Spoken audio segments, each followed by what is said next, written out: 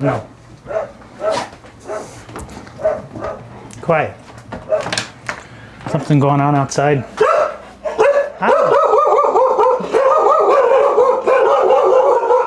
My name is Maad Abu Ghazalah. Business-wise, I'm a software engineer and a lawyer, so I write software for lawyers for a living. I became vegan somewhere around 2010 or so. It was a process that probably started around 2006 when I became vegetarian. It started when I went on a fishing expedition, or a fishing party, I guess they called it. They took us on this big boat, like 50 of us, and they had sonar, so they found a school of fish. They gave us rods with hooks, no bait. And they just said, throw your hooks in there and just pull them up, and all these fish were just snagged by these hooks. And to me, it was, when I saw these fish, it was so striking to me emotionally. It changed my perspective of, instead of seeing the fish, I was looking at the world from the eyes of the fish. And so it was purely for ethical reasons. So the process was, again, this is somewhere around 2005 or 2006. There weren't that many vegans that people could hear from, so it was a personal journey. I felt something at that moment that really changed my life. Just that one instant. By the way, I almost threw up. I couldn't use the line anymore. I caught one fish, it got stabbed in the eye of all places. It was struggling, and that was it. My face turned white, I got sick, and I couldn't do it anymore. It connected with me on so many levels, because, and I'll throw this in there, and I know, I want to focus on the vegan aspect of my life, but it also hit on my own personal path in this world, which was I'm Palestinian. And so I grew up with this struggle of being Palestinian in America, in a country that really didn't know, there weren't many Palestinians there. People didn't know who they were. People didn't know what our struggles were. I mean, now everybody knows what the Palestinian struggle is. People may not side with the Palestinians, but at least they know what their struggles are. So up until that point, I'd been living in America, where I had this pain that I'd been feeling of knowing all the suffering that the Palestinians had been going through that nobody heard, right? And that's what it connected with, is that seeing all these fish just flopping on the deck of the ship without any noise, without anybody paying attention to them, and just having their own personal pain being completely ignored and having no way to express it. So it connected with all this feelings that I'd already had, and now it became associated with seeing that pain without being recognized in all animals. It started with fish, of all things. To tie it back to, I think what the source of your question was, is why are you vegan? I think you were looking for a one-word answer, which no, was, not necessarily at all. Was it ethical, or was it for the animals, or blah, blah, blah. It was clearly ethical. It was this sense of not wanting to hurt these fish. Even if it was in lieu of my own health, I still made the conscious decision is that I couldn't do it anymore.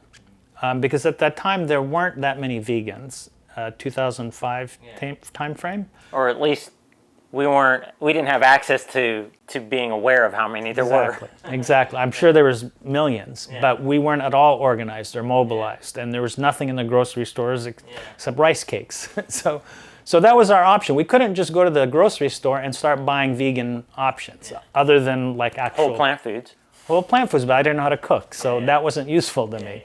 So I just had the stuff normal, crappy processed food I'm normally eating, and just stopped eating dairy and meat. Obviously, what happened was my health just really deteriorated really quickly because I wasn't getting nutrients. I was just eating. You didn't replace it with proper foods. That was my option, because normally it was like meat and chips. So I just took out the meat. Now I'm just eating chips, and I had a hard time getting out of bed. I just felt in pain the whole time. And I went through that process, like, if this is what it means to be vegan, are you going to do it?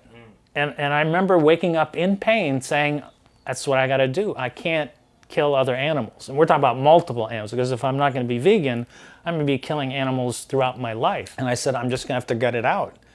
And then I started, two things happened. First, I started reading about, whole foods, eat apples, eat, vegetables.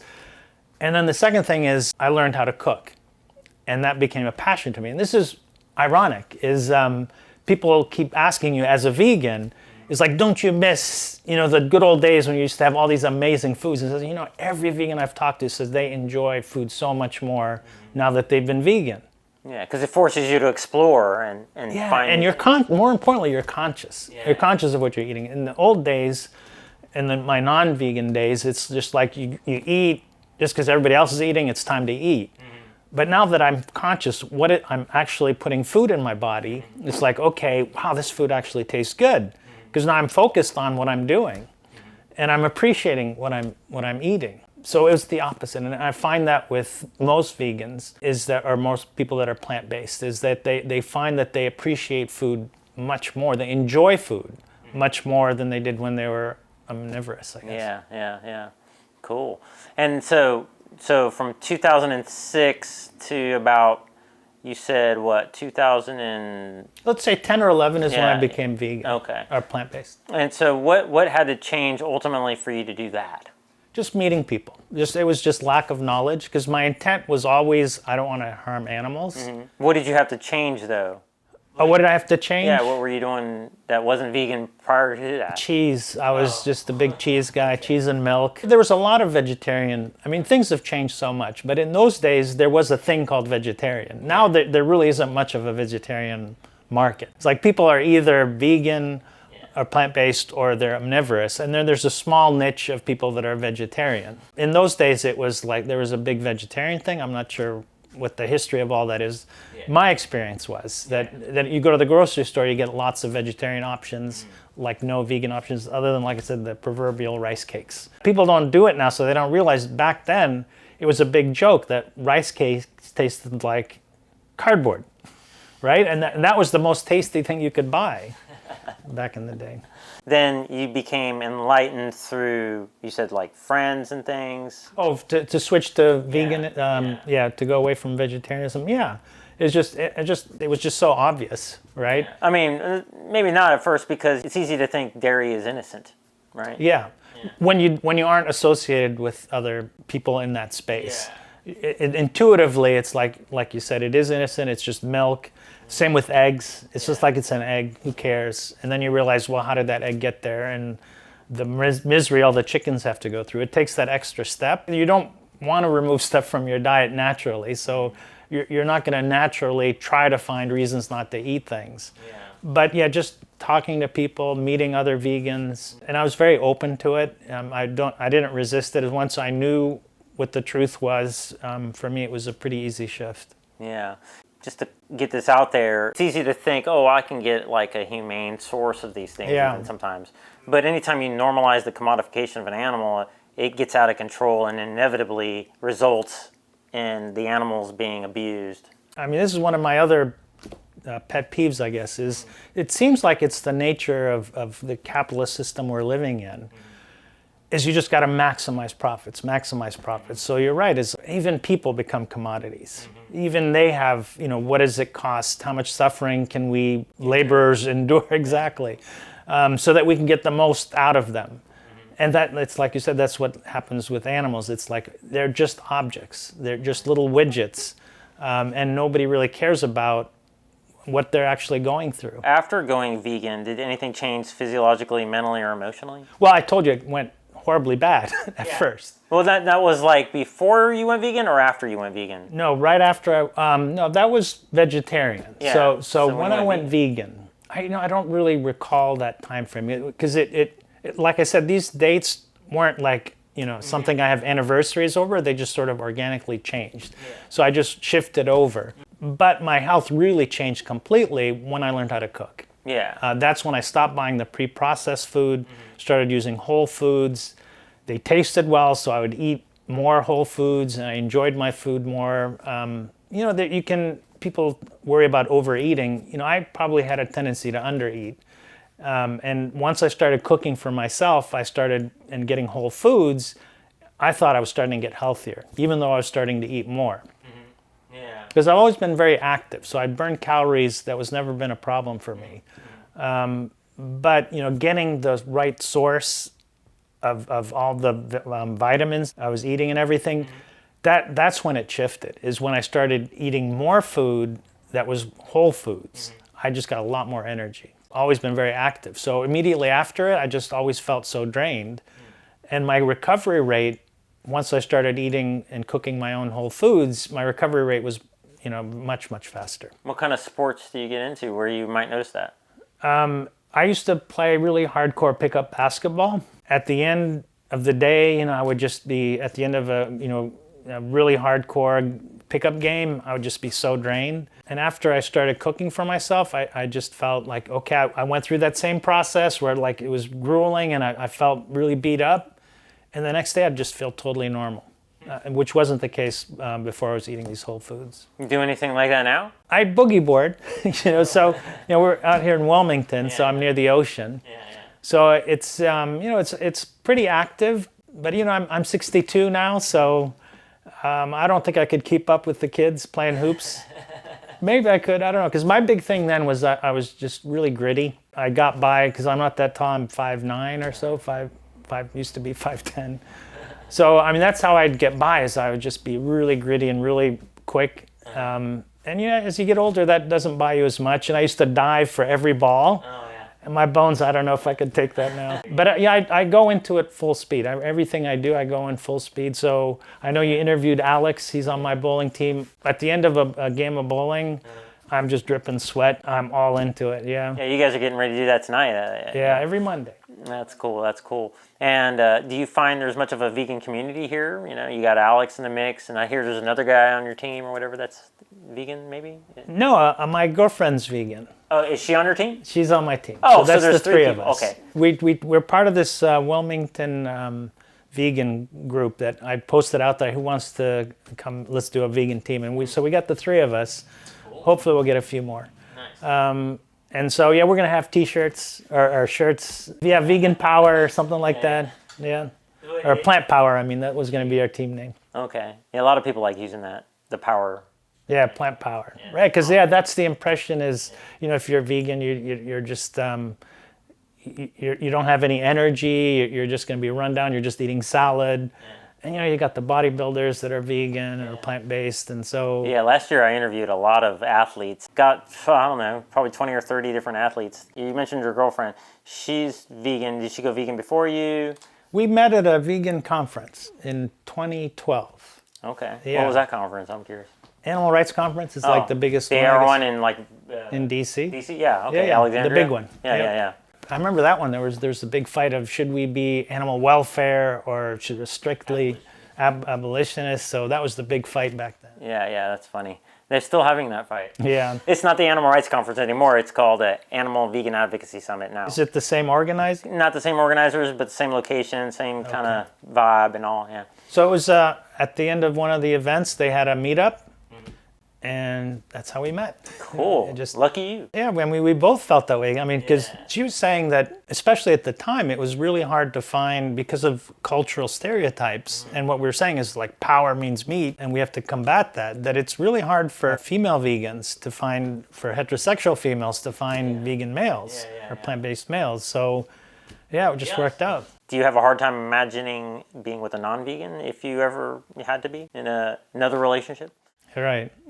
So let's put out there, we want to put that out there. That you have to use your imagination. So if you twist my arm and you made me think about it, I just can't see it. It's just on on two levels. On a practical level, it's, because I cook all the time. This is like my favorite thing to do is cook. And if I had to ask, well, is this vegan or is that, what did you bring? And there's always in the back of my mind, you want to connect with somebody on the deepest level. And if you can't respect life, the sanctity of life, nothing else matters to me. The rest is just window dressing. The foundation of who I am, everything I believe starts from there, is the sanctity of life. And that includes the life of an ant, So, I'm one of those rescue people that if there's any kind of insect in the house, that's, I'll give you an example, is my feeling about that is I used to always be scared about going into the kitchen at the middle of the night because you turn the lights on and what if there's a cockroach there, and it used to just give me so much anxiety that I used to not want to go in the kitchen at night because if there's a cockroach there, I'd have to squish it and it gets guts everywhere. I eventually revisited that and I thought, what is your anxiety coming from? Why do you have this high anxiety? And the anxiety was not the cockroach, but the anxiety was from having to squish the cockroach, and that it was so alien to my being to have to make this poor animal, die. To end this animal's life is what gave me that anxiety and what made me want to resist doing it. But forcing myself to do something that was really against my being, that it bothered me. So I stopped doing it. And so now, no matter how big it is or how small it is, if it's a tiny little roach or a big little palmetto bug that they got here, I just grab a Tupperware, just cover it up and put it outside. Now I hear that maybe they don't live outside, I don't know. But I didn't want to kill it. And then my anxiety just completely disappeared. I have no anxiety about cockroaches, none whatsoever. I can just reach down. I'm not sure I would just grab a cockroach. I'm not quite at that level, but I don't fear just catching it and putting something under it and taking it outside. Maybe I should be more diligent and understand, can you put a cockroach outside and have it live, or what am I doing? Am I really just trying to feel good, or am I really saving this animal's life? I mean, personally, I think, and maybe I shouldn't be interjecting here, but you got to draw a line somewhere. You got to have, your own space at some point, Yeah, you're right. So that is a good point. If you're going outside and just squishing bugs, that's a problem. Yeah. But in your own house, if you have to, and if you don't do it, it's going to be problematic. Yeah, exactly. You could have a much bigger problem on your hands. Because they say for every one you see, there's thousands you don't see. But anyway, at least that level, that anxiety, now I don't have to deal with that anxiety. Yeah, that's so cool. I like how you reframed it. I never really thought about it that way, and I guess that happens to me too. Do you kill bugs? I mean, bugs, I guess, is derogatory. I don't kill insects. I just like any other vegan I know, set them free outside. I do recall having anxiety about it, and it's kind of cool to ask yourself that, and it's cool to kind of go through the process of thinking that through mindfully. Maybe if I reframe my approach, I can make it more exciting or interesting. Because factually, I don't think there's danger. Yeah, exactly. Right? So that fear is coming from something non-factual, or that anxiety is coming from something non-factual. Because I've seen, documentaries where they will grab these strange-looking insects in the middle of the jungle, and they'll walk on their arm. So I don't know that treat it more fascinating. Yeah, exactly. So I don't know that there's any factual reason to fear that situation. And we probably learn it from our parents. Like see them freak out and react, and then we pick that up, I bet, or something. Yeah, that dovetails to me into, I don't know if you want to get into this, but so I started the sanctuary in Palestine. So you met your girlfriend, hit it off. I don't know how we went from your girlfriend to cockroaches. It's all related somehow. But, and I asked you, could you be with somebody who isn't? And then you said, it's too much. Yeah. The core of who I am is believing in the sanctity of life. Yeah. And then that's how that transitions. And so if this other person doesn't have that, we can't really connect. So you met her in 2012. You'd been vegan a couple of years by that point, it sounds like. I'm curious, before you go any further, prior to doing all this, was there ever a time, no matter how far back you want to go, that you felt like there's no way I could be vegan? Yeah, I met a vegan, just a random vegan, probably before I was vegetarian in the 90s. I just didn't understand it. He was eating like some bar. That was his lunch. And I just thought, I didn't see that. I like food. I couldn't understand the sacrifice. I respected the sacrifice that the guy was making. But it just didn't make sense to me why you would go through all that. I didn't really understand what was behind it. He didn't have anything else to eat, so I'll just eat a bar, I guess? No, that's what, I think we had a little picnic. Oh. And everybody brought food. He brought a couple nut bars or some kind of... Okay, so that was like your first encounter with somebody who was vegan. Yeah. And you get a little confused. And I guess it just seemed like a huge sacrifice. It seemed like, seeing a monk, somebody out of a monastery or something. It's like, wow, you must really believe in whatever it is that you believe in, whatever this vegan thing is. Yeah. Was there ever a time where you thought, like, there's no way I could do that, though? other than that, like once it became an issue, because you weren't really thinking, right, do I need to do this? So when it became an issue of whether I could do it or not, no, it was never something. I mean, because I hate to say this, but pain doesn't bother me. I really believe it gives you strength, as long as it doesn't kill you, obviously. But I just feel that I have such a strong feeling that what the demise of American culture, Western culture, the source of it is the fear people have in this country of pain, is that they're just unwilling to do what it takes to have the discipline to get what you really want. It has to be immediate gratification. It has to be, if it means living in a perfectly sterile life where nothing bad happens, that's the choice people will make. So I came from this experience where there is a lot of pain, but it gives you so much strength.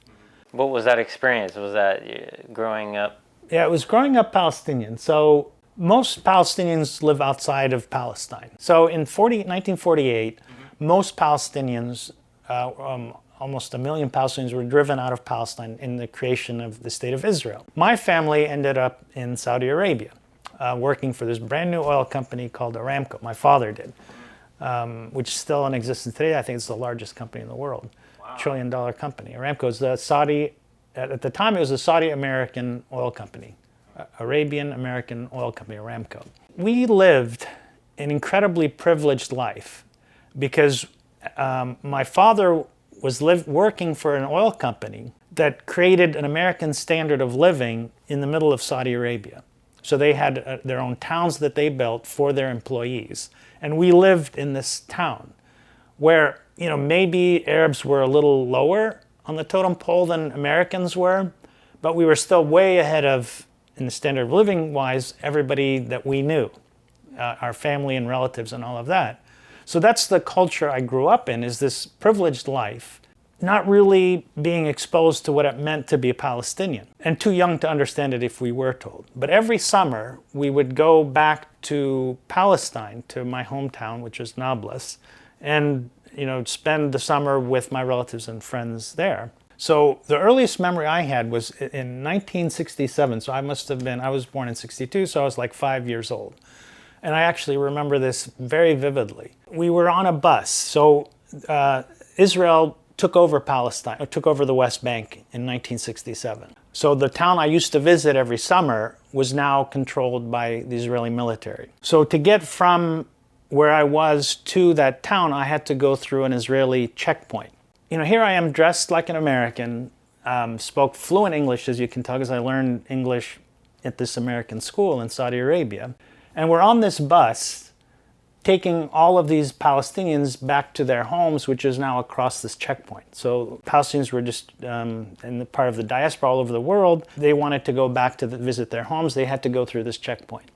So I'm on this bus and I'm looking at the peasants. They didn't have any money. They were wearing peasant clothing. They had strange tattoos signifying something traditional.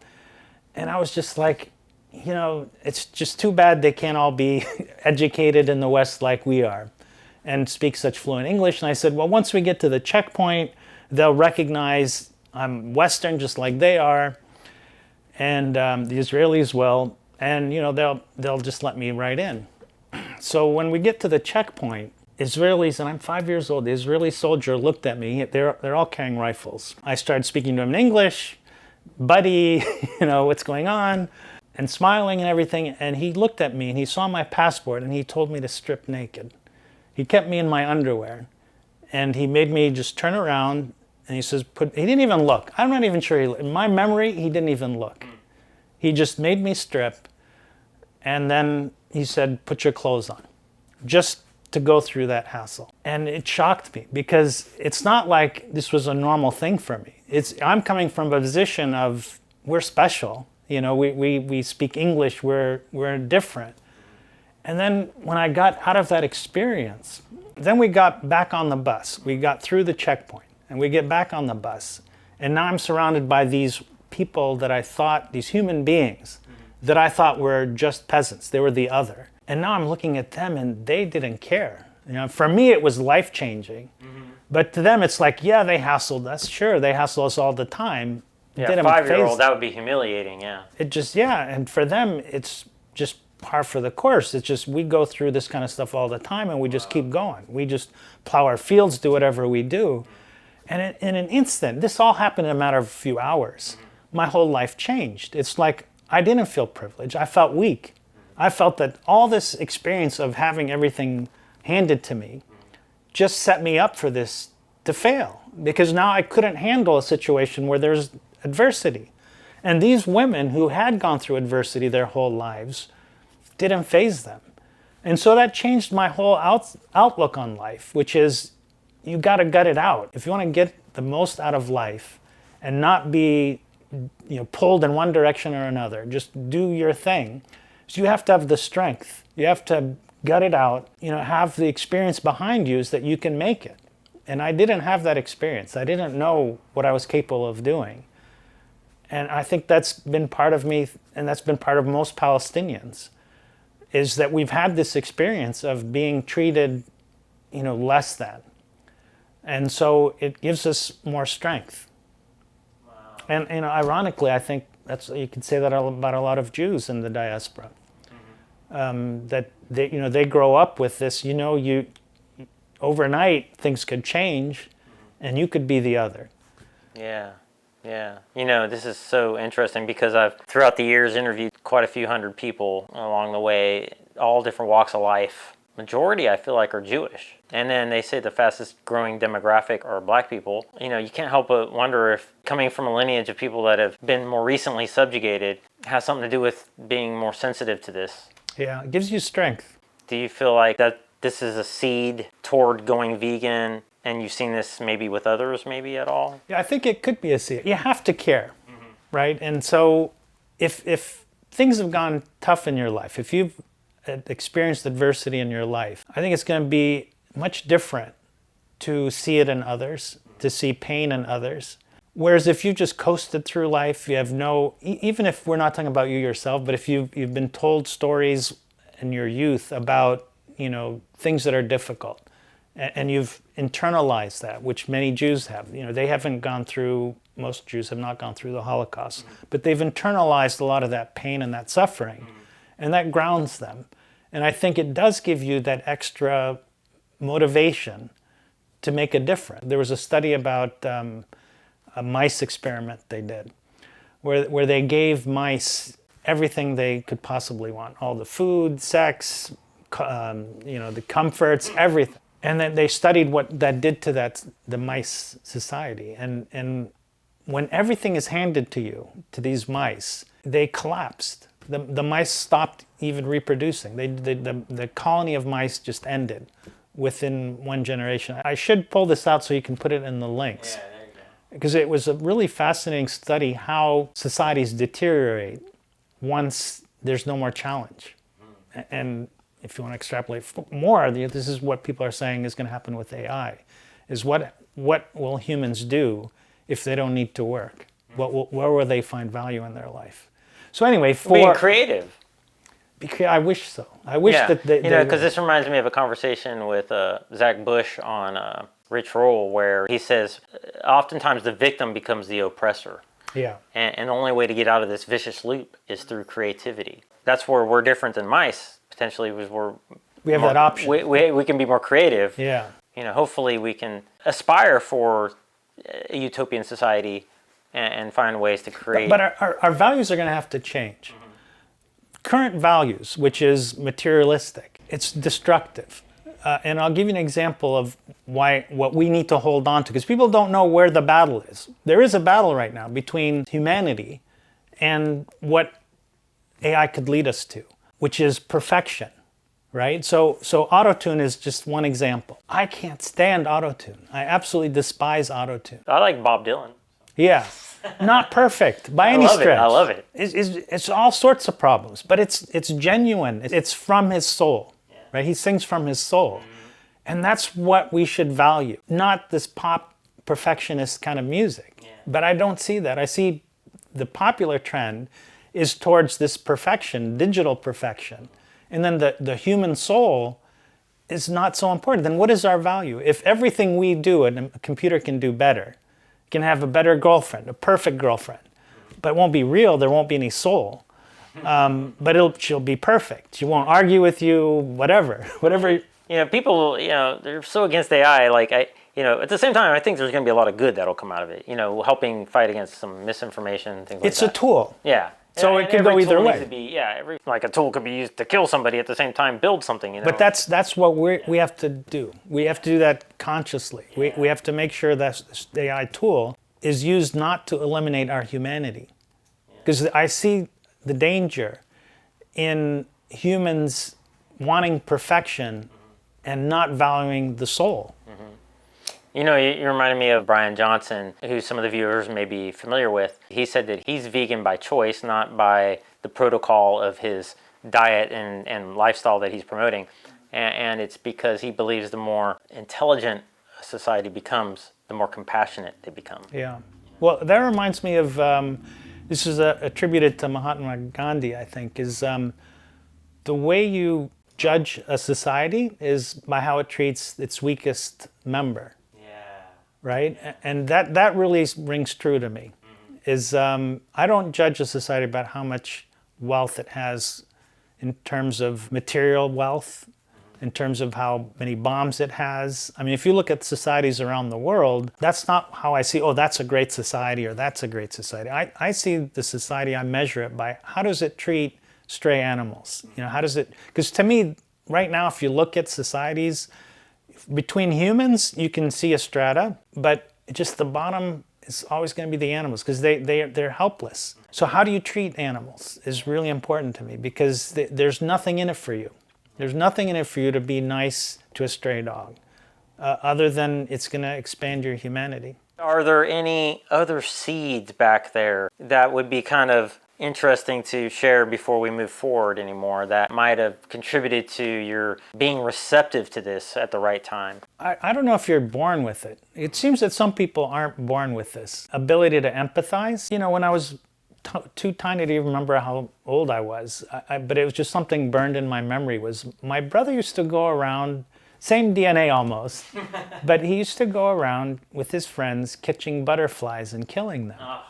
And I was, 2 years younger, but obviously much smaller when we were like 5, 6 years old, somewhere around there. I used to hit him.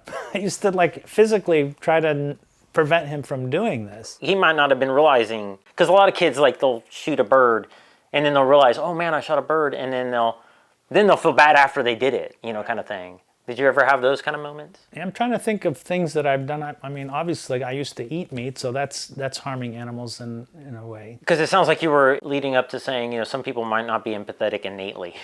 Maybe, it's probably a spectrum. I don't recall purposefully hurting an animal. Like I said, when I killed cockroaches, it really bothered me. Yeah.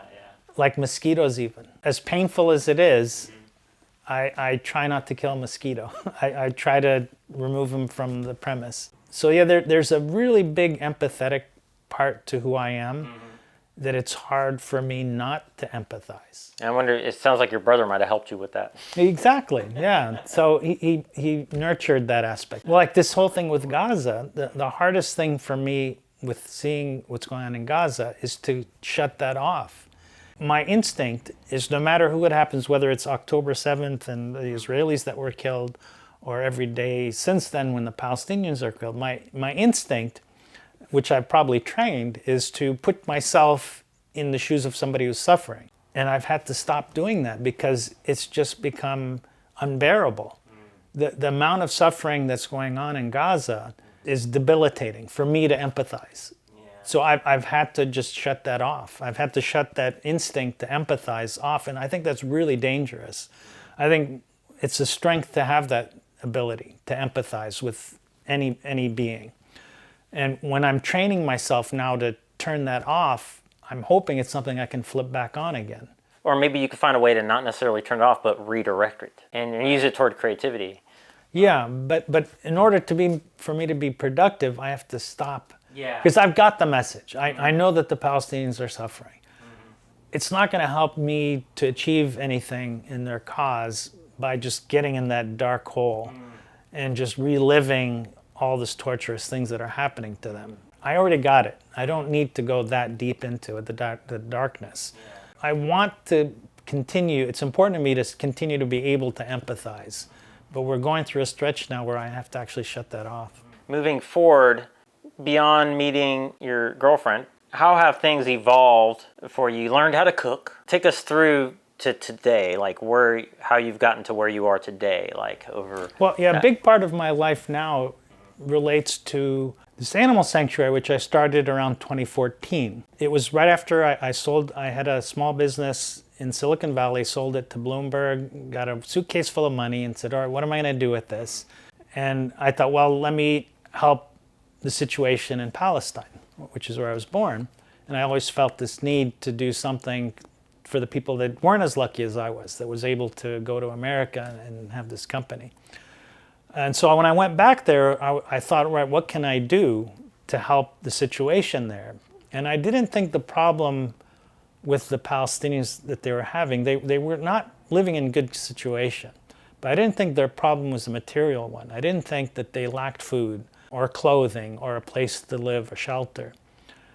I thought the biggest problem they had was psychological, that they were living under, this is in the West Bank, they'd been living under military, very harsh military occupation, where soldiers are in the street, they shoot people, they have no recourse. And I thought that it changed them. It changed their culture to all of a sudden the view was, and what they saw in front of them was, might makes right.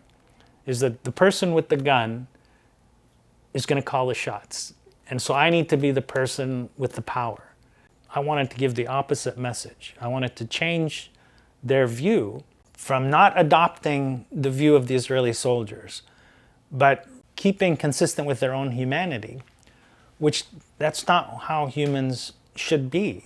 Humans should be about what we were just saying, is the quote from Mahatma Gandhi, is if you have power, that doesn't mean you use the power to abuse those around you. It means you now have a responsibility to use that power to help others. So with that mindset, I went back to that quote and I said, well, who does need the help the most? Who is the least powerful? And it was the animals in the street. They were severely mistreated. They had pogroms against the animals. They would just go out and shoot. The municipality would shoot the dogs. They'd poison them in really horrible ways. And if a dog got hit in the street, there was nowhere to take him. There was no SPCA or anything like that in the area. So I bought some land and I hired some people and we started rescuing animals in the street. And at first it was slow. We rescued donkeys. So donkeys are a classic example of capitalism. Is these donkeys would be worked to the bone. They would be loaded up with rocks for construction. They'd be forced to climb steep stairs day in and then get beaten across their face if they didn't obey. All their lives, just morning, sunrise to sunset, they'd just get beaten and abused. And when they were no longer physically able to do the work, they were labor animals, they would just get tossed out into the street and the feral animals would devour them. That was the life. That's capitalism to me. That's the factory that humans go through. Is the corporations will use you, abuse you when you're no longer needed. You're old, and you know how American society treats older people, not very well. So that's where we started. We started with one donkey. We got a call, there's a donkey roaming around in the street. He's no longer able to work. Some kids had him by electrical cord, leading him around, and they said, we went out there, and I was there at the time, and these kids were saying, well, this donkey doesn't work anymore. We put some, just watch. They put like a brick or something on the donkey's back, and the donkey just collapsed. He got a broken back. His eye was missing because he'd been beaten so much on his eye, it was just gone. We said, sure, we'll take it. That was our first rescue. And that was a donkey we named Houdini. Cool. Because he was smarter than a lot of people I know. I'm not kidding you. It's like we would tie him up in a harness, tie him to a tree, and he'd just be sitting there moping around with his one eye. And as soon as we get out of sight, we turn on, he's gone. It's like, okay, the harness must have been loose. Go tighten the harness, tie him up to the tree, turn around, he's gone. And he wouldn't go anywhere. He just didn't like the harness. So he would just wander off a few feet and have some nice grass. We'd harness him up again. So I hid in the house and looked through the window, which he couldn't see me. And I watched what he did, and he'd wait for us to be out of sight, because he knew that if we saw him, he couldn't get away. So he'd wait till we're out of sight, then he'd back into a branch of a tree, and the branch would get under his harness and he'd back out. And he did this kind of stuff all the time. And his back, there was nothing wrong with his back. We brought in a vet, and the vet examined him. He said, yeah, we think his back is broken. Make sure. Was the eye legit? Yeah, I was gone. Okay. I was gone. Yeah. He wasn't just holding it shut. Exactly. I could see him doing it. But he said, yeah, it's like, there's nothing wrong with this donkey. He's like, look, and he would just bang on his back. He just didn't want to work. And so he realized if he pretended he had a broken back, he wouldn't have to work. I could write a children's book about this donkey. He was such a beautiful animal. You should. But anyway, so that was our first. We ended up with 15 donkeys. We started getting calls from mostly dogs. People there mistreat dogs really badly. So especially if they get hit in the street, we'd get calls, we'd pick them up. Like half of our dogs were tripods, three-legged, because we'd have to amputate their legs. We ended up with about 70 dogs, and then the war broke out.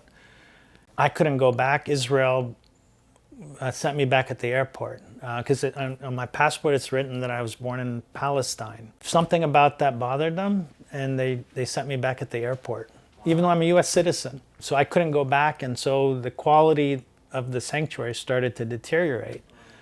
And we had to shut it down. It was good and bad. I was like, there's always some silver lining. In this case, because of all the attention that was drawn to Palestine and the West Bank, when people found out that we were shutting the sanctuary, the SPCA, we reached out to SPCA, we were thinking at that time, all these animals we'd rescued, we'd spend almost a dozen years or so, 10 years, rescuing animals, and we're gonna have to throw them out in the street. And it was just devastating. Then the SPCA got involved, and because of all the attention that was theirs, they said, we can help. They chartered a 747. We're at the point where we're transferring the crates.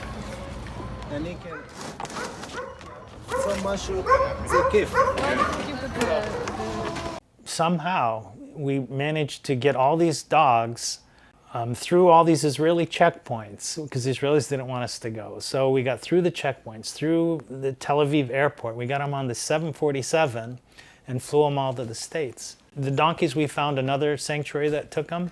So they're living on a big farm. Houdini too? What's that? Houdini still around? Houdini passed away. It was such. You sure? He might be tricking. Well, Houdini had a girlfriend. He was old for a donkey, but he liked this young girl named Habiba. He would do anything for Habiba. Habiba liked grapes.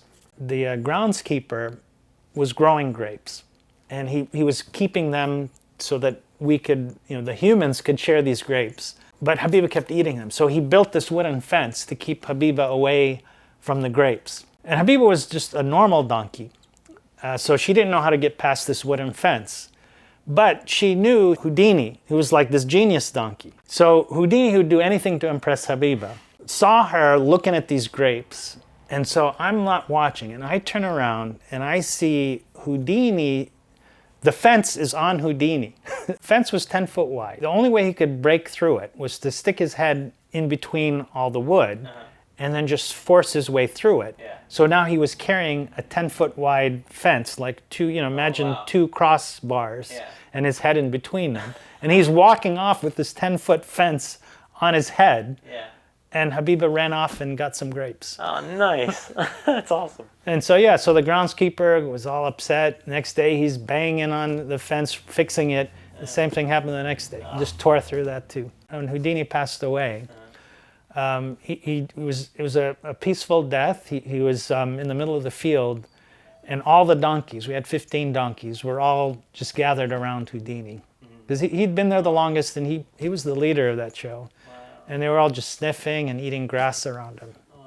It was a very respectful way for him to go. Do you have any pictures of Houdini? I got lots of pictures. Yeah, I have a website called dailyhugs.org. Is that the name of the sanctuary?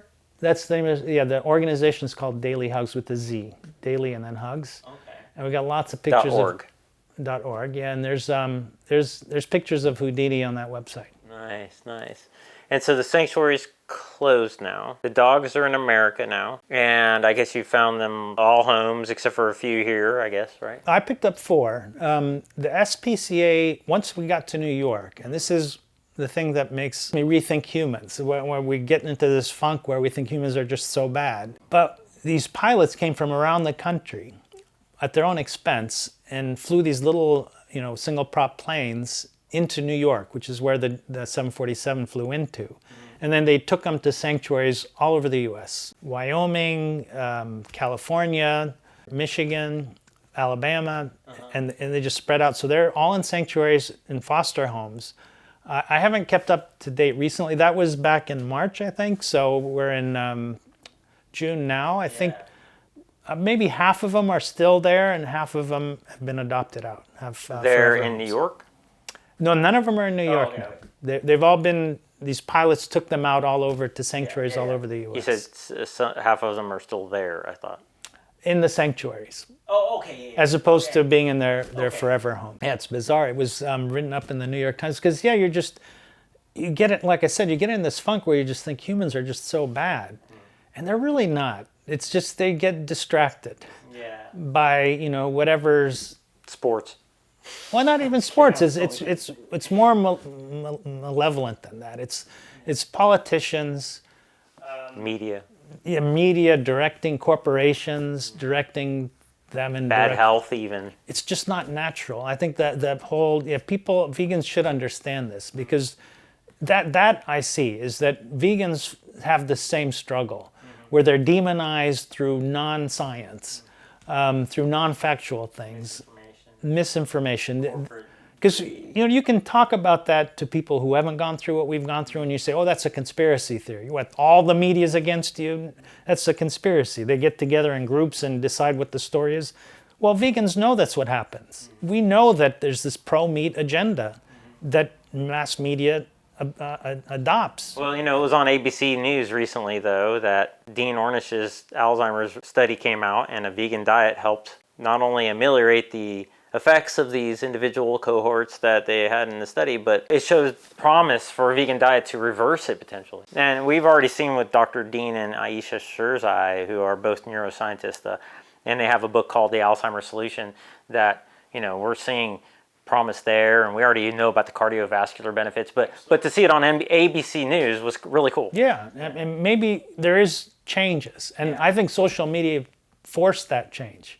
The fact that people can distribute this information without relying on the gatekeepers of ABC and the networks.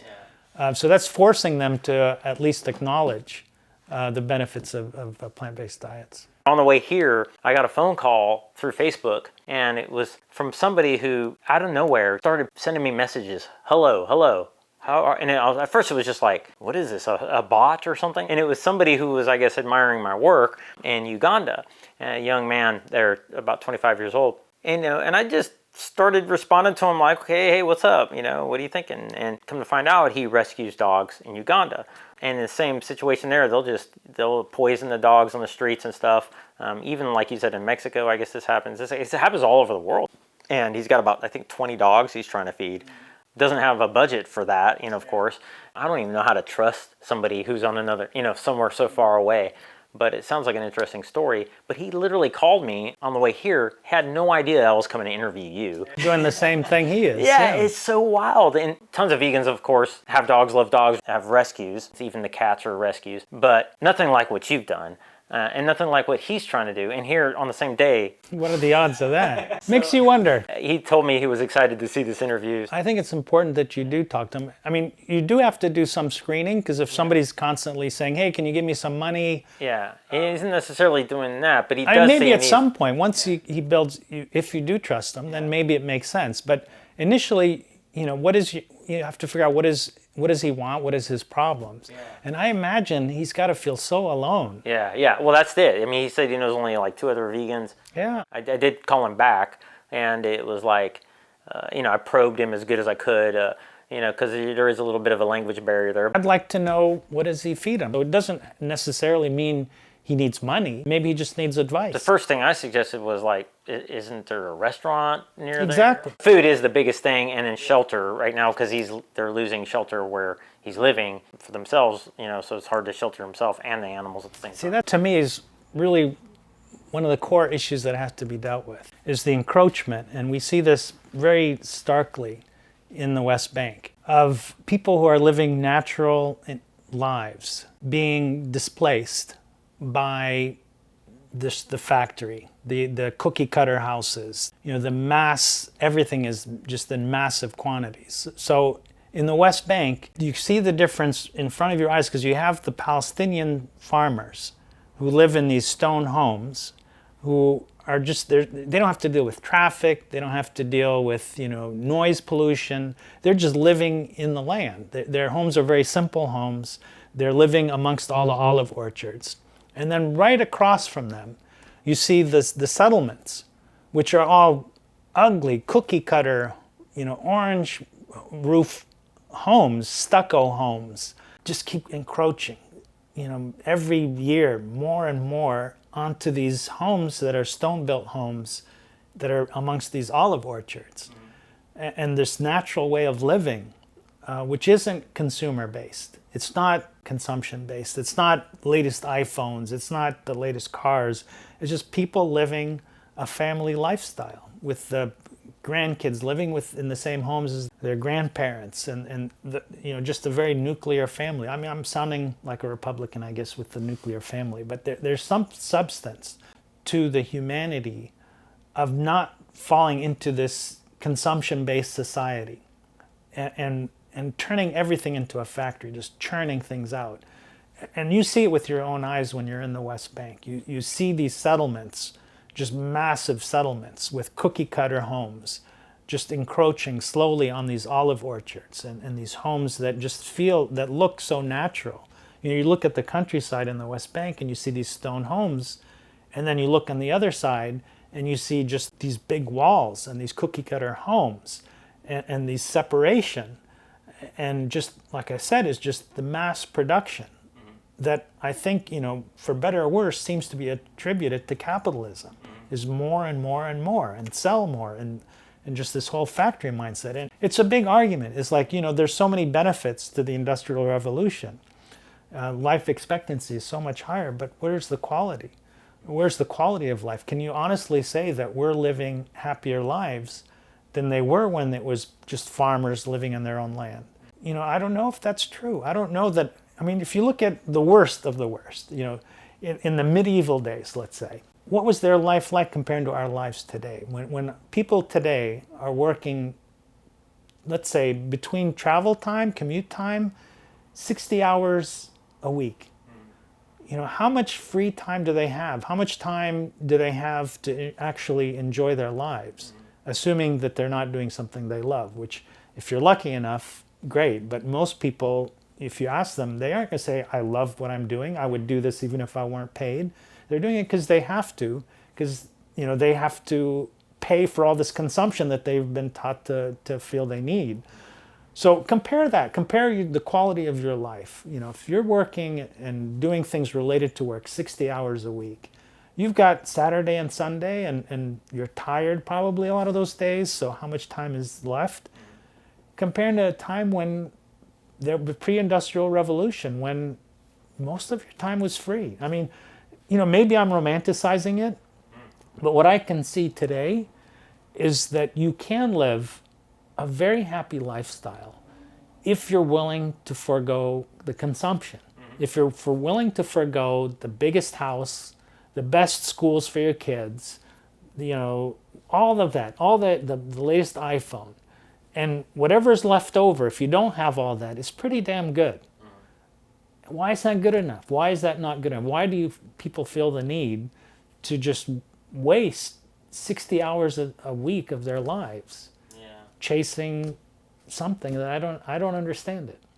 Yeah, you're making me think of like when I go to Walmart. The reason why I go to Walmart is because it's across the street basically. and they do have some pretty decent vegan options and produce and all that. You sound a little defensive, but okay. Bring my own bags. I walk across the street, grab some fresh produce, and when I look, it's like I'm always going to the same 2 or 3 aisles, and I'm done. I'm out of there, right? Right. And There's a lot more stuff there. Man, everything else beyond that entire gigantic. Do you really need all that It's like, stuff? I don't need any of that stuff. What if you just had a farmer's market? Yeah. I mean, that would probably all you need. But what are people doing? Yeah, They're working night and day to buy all that other stuff in those other aisles, and then that stuff ends up being toxic to them. Yeah, how much does that really help you? How much do you even use of it? A lot of it's probably getting tossed. What's driving all that? Why are people willing to sacrifice their valuable time for something that really doesn't have much meaning? When it comes down to it, I mean, having a purpose and having community. Excellent. So to me, it always comes back to community education. I worked with at-risk youth, and I noticed none of the kids that I was working with in 15 years, none of them had a father figure, right? And then we grew up in a culture where, we got like 1.5 in our circle throughout life that stick with us. Like whereas in, Okinawa, they might have like 7 friends throughout life they grow up with. Right. Here, it's just, there's no community. Relationship. And they don't teach about interpersonal communication and community and parenting and things that matter in school. They teach about things that don't really help people become better parts of the society. If you don't have something that is valuable, you don't know what's valuable, then the shiniest thing is what you're going after. Yeah. So I totally see what you're saying, is that it's about people having a purpose, having something of real intrinsic value, because if they don't have it, they're just going to chase. And that purpose could be spending time together. It could just Absolutely. be hanging out with other like-minded people, like I could hang out with you all day. And yeah, we need a 4th on our bowling team. So, but absolutely, I think that it's going to come down to that. Is people are going to have to just face what is the purpose of your life, and if it's to take, you're not going to ever be happy. Yeah. If it's to make my life more comfortable, which I think is what a lot of people would say their purpose is I'm doing all this so I can make my life more comfortable and my kids' life more comfortable. Still, you and your family, that's still small. You need to think bigger than that. It's like, how do you make the world better? Yeah. If your purpose is a broader objective, to make the world, to serve, to make the world a better place, not because you're not selfish, you're part of that world. So when you're making the world better, you're making yourself better. Yeah. If you say, go out and help people, you're going to feel better. Yeah, that's it. See, I'm saying it's like, it's not all about, because what I don't kind of like is when people are spend all their time on self-improvement, the whole Oprah thing, and thinking that's what it's all about, is how do I make myself a better person, or feel better about myself, and then it just ends there. I always like to think about the pillars of lifestyle medicine. I like to plug that a lot. In the American College of Lifestyle Medicine, this is some of the doctors, like Dr. Greger and all these, they've kind of helped, spawn off this college of lifestyle medicine that's all plant-based, evidence-based nutrition. When people are certified in that, they teach you how to live this way in the most effective. So some of the pillars are exercise, stress management, social support, not doing drugs, sleep, and nutrition. The social support. Yeah, that was a big part of it. Yeah. So to me, it's important to interject this into the vegan community, because we want vegans to be as healthy as possible so they can be as effective as possible. Right. Well, there's a lot of pressure on us. If we start dying off at 40, and say, see, it's because they're vegan. That's why they died at 40. So we're kind of obligated to live long. Yeah. So and it might be hard to have some of these pillars if we feel isolated. It might be hard to manage the stress. If one pillar is weak, it kind of snowballs into the other pillars. So it's good to kind of air out some of these thoughts, get people thinking a little bit more about what makes people healthier, happier, better communities, and all that. I know a lot of people who are tempted to just isolate. Yeah. It's just, the world's going to hell. I'm just going to go to some island, live a happy life on my own. You're not going to live a happy life if you're living on an island. It's not a fully human life. A vegan island would be fine with me. But part of the reason I moved from California to North Carolina, in California, I didn't really find this big purpose in life, because everybody's kind of got their politics together. And I don't feel that I was of much value. I didn't add that much value. In North Carolina, it's like the leading edge. You've got, this is a purple state, and it's like right in the middle. It's a friction point. And I think that's where most of the action happens. I want to be at that friction point where you can talk to somebody who's not vegan, who hates vegans, but at least they're going to be honest about it. I mean, maybe in California there's people like that, but they didn't have the guts to say it. In North Carolina, you see it in your face. You know, you're going to see the opposing side right in front of you. I live deep in it. You need to move where I'm at if you really want to challenge. That may be a little extreme. So you're like the opposite, the anti-California. It does rejuvenate you when you are surrounded by like-minded people. Yeah. I don't know what it is about humans. It just feels better when you're with like-minded people. Yeah, and that makes me think of one of the valuable tips somebody gave. When you go vegan, try to find somebody who's vegan and befriend them. You know, make friends with another vegan right away as soon as you go vegan. You ended up hooking up with somebody. That was like a couple of years into it. Yeah, at first I didn't have that, and it was a lot harder. So I'm acknowledging what you're saying is makes a difference. Life's a lot easier when you have at least one person that reinforces, you're not crazy. What does ideal day of eating look like for you now? All right, so I'm starting a food truck. So I'm practicing a lot of my foods. I heard you saying earlier that you want people to eat breakfast, or that it's healthier to eat breakfast like a king. And and I naturally do that. So good. My top food that I make is, I call it my knee buckling lasagna. You can't eat it standing up. Your knees just buckle. It is just so good that I just eat it for breakfast. Wow. It's like I bet I would too.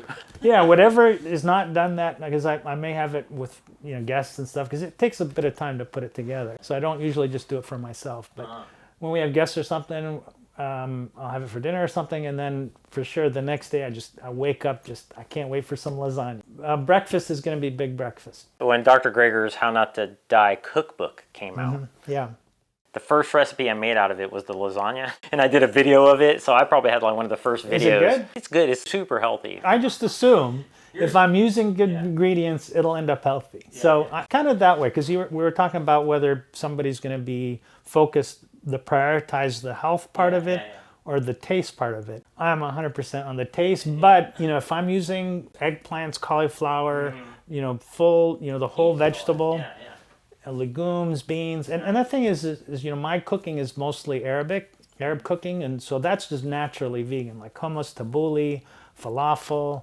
All those are naturally vegan, and those are just natural. That's what we eat in the Middle East. So my day will start off, I'm going to spend some time. Right now, I spend a lot of time. I got 4 of the rescue dogs. So in the morning, feeding is a whole issue. They were all feral, so it's not like you say, here, Fido, here's your plate. There's going to be fighting, and it's a scramble every morning. It's about a 45-minute deal to have them all fed and walked and all that. So that takes up some time, but I'm going to put in at least an hour making some good breakfast, and then I'll really focus on a good lunch.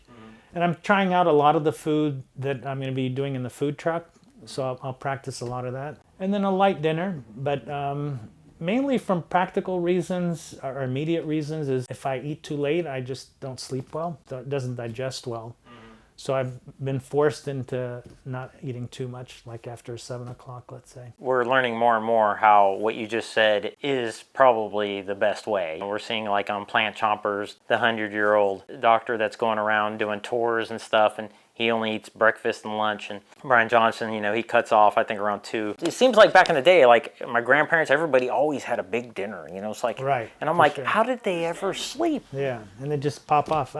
I don't know if they slept through the whole night, because I usually after a big dinner, I'll go to sleep and then I'll wake up feeling really bad. Yeah, and I guess, what did they just think it was normal or something? Yeah. I don't know, but I know it must be hard for a lot of people because it's like a part of our culture or something to share dinner, Yeah, if they're working all day, they got to rush off to breakfast, so they can't have a good breakfast. Lunch is in the middle of the day, so all they got is their dinner. So maybe that they were forced, like you're saying, this is the social outlet, is we all have a big dinner together, even though it's not necessarily healthy. Yeah, but they could probably flip it around if they just get up super early and, like you said, spend about an hour in the kitchen before work. I mean, that would probably be really good. I mean, but just getting people to think so different would be like... Yeah, they wouldn't. Sleep earlier and wake up earlier.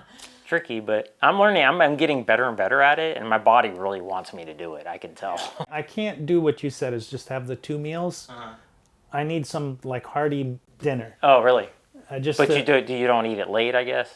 I just try not to eat as much. Yeah, so I'll try to do it like 7, but it'll be like a leftover. It won't be like this big meal that I've cooked for lunch or breakfast. The smallest meal of the day? It'll be the smallest meal of the day, and it'll be just, slap something out of the fridge. I won't like focus like cooking for an hour for a dinner unless there's like guests or something. Do you eat till you're 80% full or 100%? For dinner, yeah. For lunch, I'll just keep eating. When it's lasagna, it's just it's hard to stop. As long as until somebody takes it away from me, I'm still going to be eating it. You've mentioned the olive orchards a couple times. The fortune of having access to all these olives that were from, you told me off camera, trees that have been around for a couple hundred years, and you were able to use those to maybe help subsidize the sanctuary a little bit with an olive oil you got there beside you. Here's the olive oil I produce. I think I might have mentioned is that we started running low of money at one point. I didn't want to shut down the sanctuary. And it just so happened that the land I bought for the sanctuary was an olive orchard. And so people were saying, look, just bottle it or just pick the olives, ship it to the US, bottle it, and give it to donors as a gift. So first year, I maybe made like 50 bottles, 100 bottles maybe. We've got about 1,500 or somewhere between 1,500 and 2,000 members of Daily Hugs, the Facebook group. So, a lot of those people grabbed it. And they just started raving about it, that you can't get olive oil like that, pure olive oil, fresh out of the press in the US. I started the next year, we like doubled or tripled, and every year since then, I think I started around maybe 2017 was our first year. And then every year, people are clamoring. It's like, when are you getting the next batch? It just tastes so good. The trees on my orchard or where the sanctuary is, are about 200 years old. So they're considered brand new trees. But by US standards, 200-year-old trees, how many 200-year-old trees are there? Probably none that are olive trees. It's a very rare situation that you have trees that are that old. And my neighbor has 2,000-year-old trees, 2,000-year-olds. And over there, it's just olives. They just taste great. They don't appreciate how amazing that olive oil is. And you were telling me that the older the tree, the better quality the oil, right? You measure olive trees or olive oil by the polyphenol content. And the older the tree gets, the higher the polyphenol concentration. So none of these trees are watered. It's hard to grow these in the west or in the northern hemisphere, because you have all this rainwater in most places. But in the Middle East, the terrain is just perfect because it has a rocky terrain. So the water just sifts through. You don't have all this sitting water. And these older trees have roots that'll go like 100 meters. They're just all over.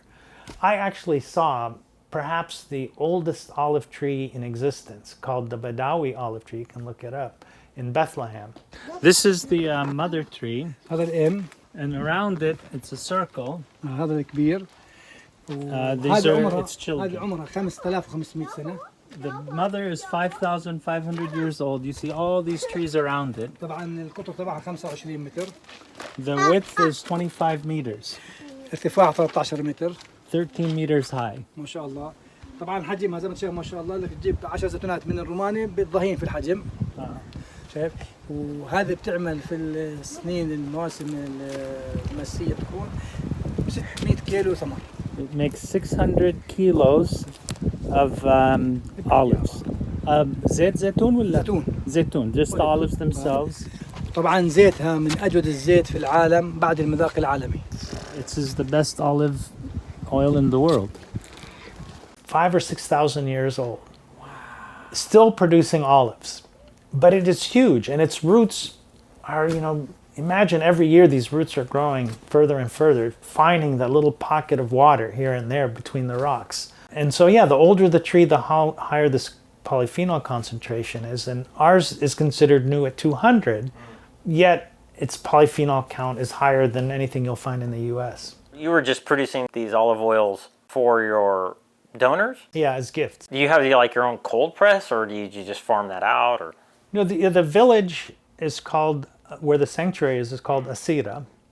That's pretty much all the village is. Not small, it's like 20,000 people, but they're all somehow related to olive picking. So in the middle of this village is a press, a cold press, which not too long ago used to be boulders that used to be pulled by a donkey that would just crush the olives. It's very pure, and we just put our olives in, everybody waits in line. And this is like such an amazing period. The olive harvest season, which is in October, all the schools are let out. The music's playing, everybody's out in the fields with the grandkids, running around helping as much as they can, the grandparents cooking, just an amazing period. And then at the middle of the night, midnight, everybody takes their picking of the day and they take it to the press. I remember sitting there watching people coming from all over this village with sacks of olives, just all in the middle of the night, just all converging onto the press. And everybody's in the most amazing mood and telling stories.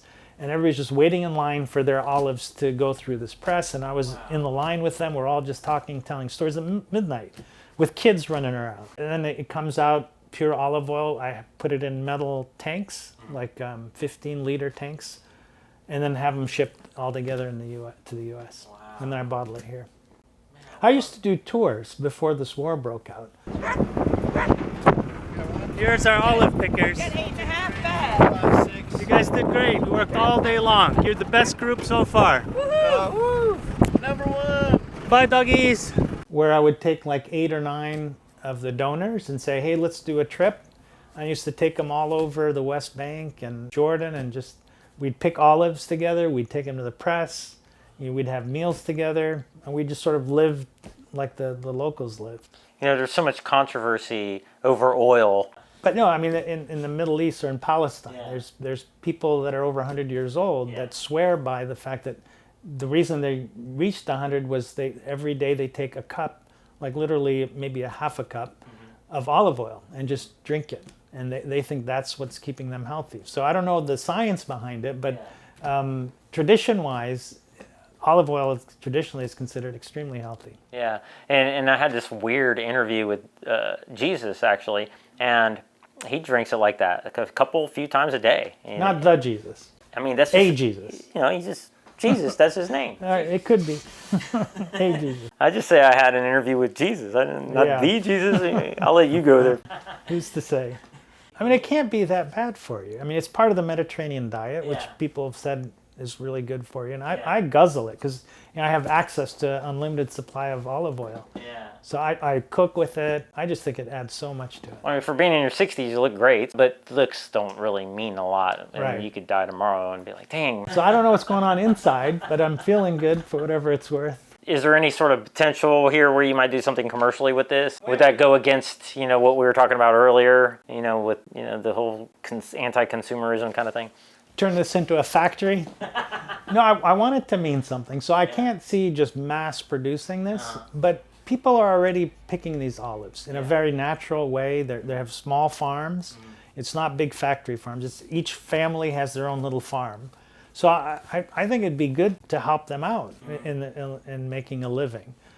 So I do. The sanctuary is closed. I still have access to all this oil that I used to have. So I want to continue it, and I want to promote it because I think it tastes really good, and it's good for the image. I mean, I want to promote an image of people being, natural, living a natural life, not factory farmed. So this is from farmers, family farmers, living on their farm, picking olives with their kids, shipping it to the U.S., having better quality, more natural. So I used to promote this as the only vegan olive oil on the market, because all the olive oil I'm aware of uses animal byproduct, I guess chemicals too, but mostly in Palestine it's animal byproduct from sheep or cows or something like that, some factory farmed animal. The waste from that is used to fertilize the trees. My olive trees were fertilized by Houdini and friends. So they were all, none of them were, they were all rescues. Oh, that's cool. Right, versus, I think statistically the number one fertilizer used is chicken waste. Chickens not from, pet chickens. These are factory farmed chickens. That's still the case. What's the name on that bottle? So this is called Palestina olive oil. Kind of like Houdini and Friends. Yeah, so we got Houdini is part of the label. Okay, cool. So it's PalestinaOliveOil.com if anybody's interested. You can order today, PalestinaOliveOil.com. You get a little history about the olive orchard and how it's used as a sanctuary, which unfortunately we had to close, but it's all there. And you still have access to everything with all that's going on over there? It's difficult, yeah, because it's people are trying to survive, and people are really worried. Since the sanctuary shut down, we got and we evacuated all the animals. We still get calls about this dog's got hit in the street, this puppy's laying in the middle of the road, and we have to help them. I can't say no, so I still have the manager that was there. He's still there, and he's still rescuing these animals, but but the difference now is that we have to have a turnaround. We are not keeping the animals.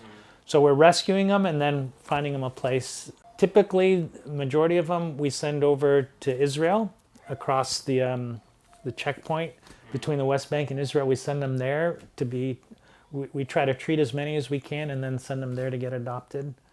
So that's the difference now is that we're not able to care for the animals for a long term, but we're still rescuing them. And as far as like getting oil in and out, I mean, is that still going to be something you'll be able to continue consistently supplying? Yeah, so this is their livelihood in the West Bank. This last batch, the harvest season is in October. So right when all this broke out was the harvest season.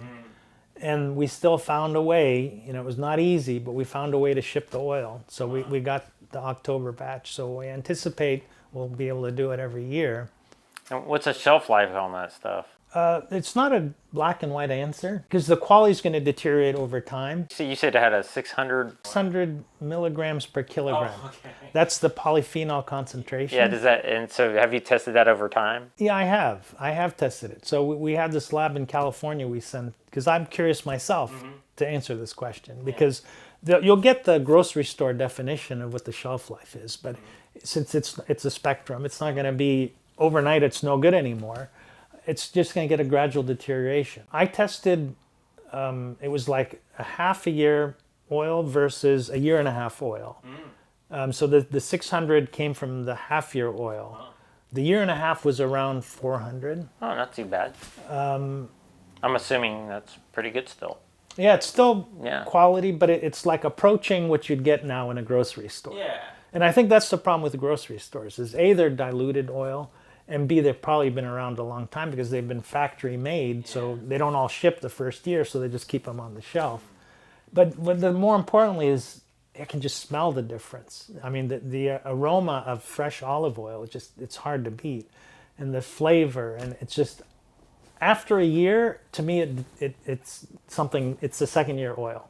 So in the first year, I can't really tell that much difference. And some say it's actually better towards the latter end of the year because when you first pick it and press it, it has a really strong burning of your throat. I think it's from the polyphenols. I'm not sure what causes that burning, but when it's really fresh, it burns your throat if you drink it raw, and that gradually moderates. And so after about a year, then it's just this pure buttery taste. So, you said that you didn't quite get the same tingling, burning sensation because you're getting towards that year, which I think is that may be about optimal, right about towards the year. Once you get past the year, I think it's time to get the first year oil. To me, that's when it just goes to cooking. Yeah. I won't drink it. The stuff I put on my hummus and that I put on my salads, that's got to be within a year.